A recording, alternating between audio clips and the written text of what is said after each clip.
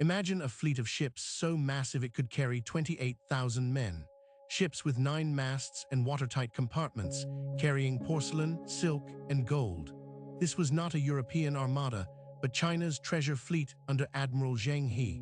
In the early 1400s, while Europe was still emerging from the Middle Ages, China ruled the waves. Between 1405 and 1433, 7 major expeditions sailed from China's coast. They reached Southeast Asia, India, the Persian Gulf, and the east coast of Africa. These were not military conquests, but displays of Ming power and diplomacy, establishing tributary relationships across the Indian Ocean world. The treasure fleets were technological marvels. Some ships measured over 400 feet long, 4 times the length of Columbus's Santa Maria. They featured advanced navigation tools, including compasses and detailed star charts. China's naval technology was centuries ahead of Europe's. But in 1433, after the 7th voyage, the expeditions stopped. The ships were left to rot in their docks. Naval records were destroyed. China turned away from the sea just as Portugal's Henry, the navigator, was beginning his explorations. This moment created what historians call the Ming Gap in global exploration. The conventional explanation points to cost. The treasure fleets were enormously expensive, funded by the imperial treasury. They brought back exotic animals and luxury goods rather than trade profits. As Ming finances strained, the voyages seemed like extravagant displays rather than sound investments. But the financial argument alone doesn't explain the complete reversal. The Ming Dynasty was wealthy, China's economy was the largest in the world. The real reasons were more complex, involving political factions, philosophical debates, and shifting imperial priorities. The voyages were closely tied to Emperor Yongle, who came to power in 1402 after a civil war. He used the expeditions to demonstrate his legitimacy and China's supremacy. But after his death in 1424, his successors lacked the same enthusiasm for maritime expansion. A crucial factor was the Confucian scholar-official class. These bureaucrats saw the voyages as wasteful and dangerous. They believed China should focus on agricultural development and border defense rather than oceanic adventures that brought little tangible benefit. The scholar officials represented a fundamental philosophical divide. Confucianism valued stability, hierarchy, and agricultural society. Maritime expansion threatened these values by promoting commerce, foreign contact, and military adventures beyond China's traditional sphere. Meanwhile, pressing threats emerged on China's northern borders. The Mongols, who had ruled China before the Ming, remained a constant danger. Resources were redirected to fortify the Great Wall and maintain large armies, leaving little for naval expeditions. The capital itself moved from Nanjing on the coast to Beijing in the north in 1421. This shifted the empire's focus inland. Court politics became dominated by northern concerns, while maritime interests lost their powerful advocates in the imperial court. There were also practical concerns about naval power. Maintaining the treasure fleets required specialized shipyards, experienced sailors, and constant investment.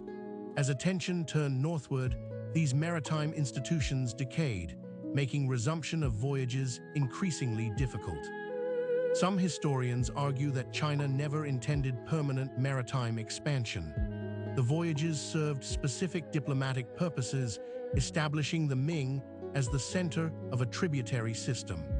Once this was achieved, further expeditions seemed unnecessary. The treasure fleets brought back giraffes, zebras, and other exotic animals that were interpreted as auspicious signs. But they didn't bring back the silver, spices, or colonies that motivated European exploration. For Ming officials, the voyage's symbolic value diminished over time. Private maritime trade continued despite official restrictions. Chinese merchants sailed throughout Southeast Asia, establishing communities from Malacca to the Philippines. But this was commerce, not state-sponsored exploration, and it operated in the shadow of official disapproval. In 1477, a court eunuch proposed reviving the treasure fleets. The response was definitive. All records of Zheng He's voyages were ordered destroyed. This wasn't just ending exploration, it was attempting to erase its memory, to prevent future emperors from being tempted by maritime adventures. The anti-maritime policies had unintended consequences. Without a strong navy, coastal piracy flourished. Japanese and Chinese pirates raided with impunity. The very security concerns that had justified ending the voyages now required naval power that no longer existed. By the 1500s, Portuguese ships arrived in Chinese waters. The Ming initially tried to repel them, but lacking modern naval forces, eventually permitted limited trade at Macau. Europeans now controlled the sea lanes that China had once dominated. The consequences extended beyond China. Without Chinese competition, European powers faced fewer obstacles in their colonial expansions. The Indian Ocean, once a Chinese sphere of influence, became dominated by Portuguese, then Dutch, then British interests. Some scholars ask, what if China had continued exploring? Might Chinese colonies have been established in Africa or the Americas? Could the world have developed with China as a global maritime power alongside Europe? These counterfactual questions highlight the significance of the Ming decision. The Ming Gap represents more than just the end of voyages. It symbolizes a choice between looking inward and reaching outward, between continental and maritime orientations. This choice would shape China's relationship with the world for centuries to come. Ironically, the very success of the voyages may have contributed to their end. They demonstrated China's superiority so convincingly that further proof seemed unnecessary. The Middle Kingdom had shown its greatness. Now it could return to focusing on its own affairs. The treasure fleet technology wasn't entirely lost. Some innovations influenced later Chinese shipbuilding, and knowledge spread through maritime communities. But the institutional capacity for large-scale exploration disappeared, taking centuries to rebuild. Modern historians debate whether the end of exploration was inevitable. Was it a specific historical contingency, dependent on particular emperors and officials, or did deeper cultural and structural factors make maritime withdrawal likely regardless of individual decisions? The legacy of Zheng He's voyages remains powerful in China today. He's celebrated as a national hero, his expeditions remembered as demonstrations of Chinese capability. This memory contrasts with the centuries of relative maritime decline that followed. In the 21st century, China has returned to the seas with its Maritime Silk Road initiative. Some see this as reconnecting with the legacy of the treasure fleets. The Ming Gap, it seems, was a long pause rather than a permanent end to Chinese maritime ambition. The story of the Ming Gap teaches us about the fragility of technological advantage. China possessed superior ships and navigation, but chose not to use them. Technology alone doesn't determine history. Political will, cultural values, and institutional support are equally important. It also reveals how historical paths diverge. In the early 1400s, China and Europe stood at similar crossroads regarding exploration. Their different choices created the world we know today, where European colonialism shaped global patterns that still influence international relations.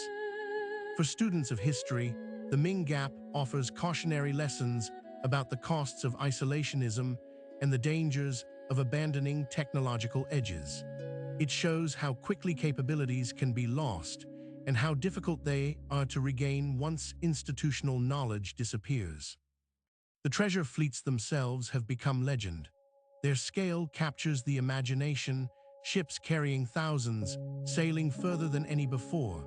They represent both China's historical greatness and its subsequent turning away from global engagement. As we look at today's globalized world, the Ming decision seems particularly poignant. In an increasingly interconnected planet, the choice between engagement and isolation remains relevant. The treasure fleets remind us that connections can be made or broken by conscious policy decisions. The ships may have rotted, the records burned, but the memory of China's age of exploration endures. It stands as evidence of what was possible and as a question about what might have been. The Ming Gap isn't just Chinese history, it's world history, a turning point that shaped all our futures. From the treasure fleets to the Great Wall, from maritime expansion to continental focus, the Ming Dynasty's choices created patterns that would influence China for centuries. Understanding this moment helps us understand not just Chinese history, but the making of our modern world.